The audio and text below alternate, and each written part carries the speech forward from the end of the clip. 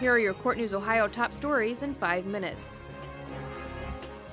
A blood sample left unrefrigerated for more than 4 hours complies with state rules for evidence used in drunk driving cases, the Ohio Supreme Court ruled on February 10th.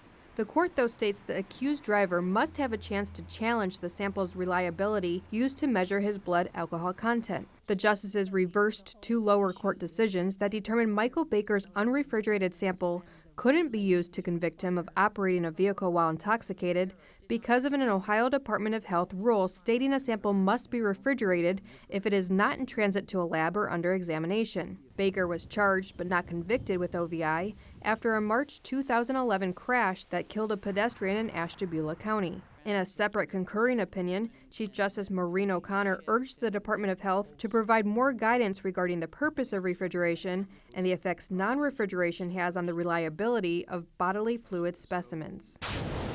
A lawsuit by a group fighting to get their money back after being ticketed by Cleveland's automated traffic cameras is headed back to the trial court after an Ohio Supreme Court ruling. In a 4-3 decision on February 9th, the Supreme Court stated it would not consider Cleveland's argument that those motorists who failed to use the city's administrative appeals process are prevented from participating in a class action lawsuit. The court's majority opinion noted the city didn't properly raise the issue at the trial court, and because of that, there's no final appealable court order that can be addressed by an appeals court or the Supreme Court. The dissenting justices argue there is an appealable order because the trial court allowed the motorist case to go forward, rejecting the city's claims. The case has been sent back to the Cuyahoga County Common Pleas Court to consider the city's argument that people who didn't appeal their citations are not eligible for a refund.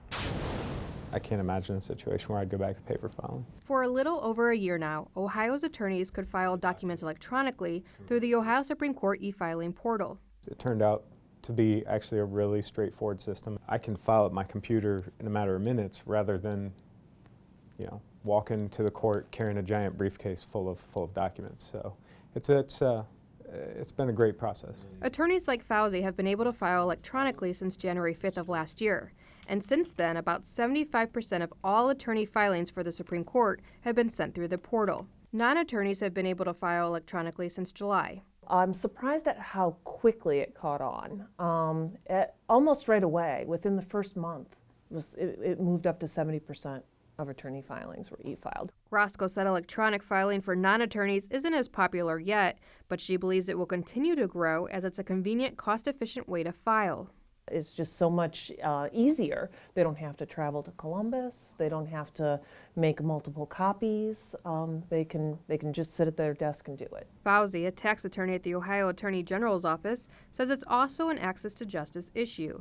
For people in Ohio, this greatly reduces the cost of filing papers with the Supreme Court. And when you have a brief that may be 30 pages long and you need 16 copies of it, that can add up quickly. And of course, that saves our office costs. Once the court's clerk's office receives the e-filed document, the court sends a confirmation email to the attorney.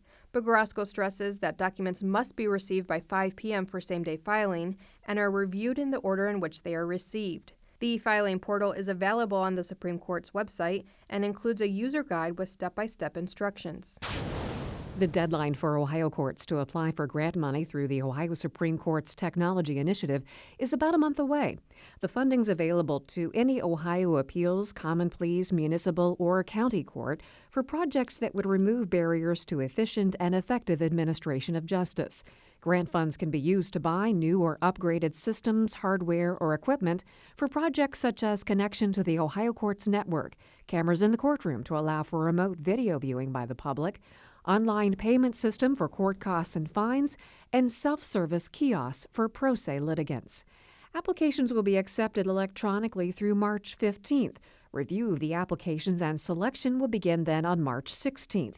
The application form and other information is available on the Supreme Court's website. The court approved $2.5 million in grants last year for 109 technology projects at courts in 61 counties. That's a look at Court News Ohio's top stories. Visit courtnewsohio.gov for the latest headlines on Ohio's courts. You can also follow us on Facebook and Twitter.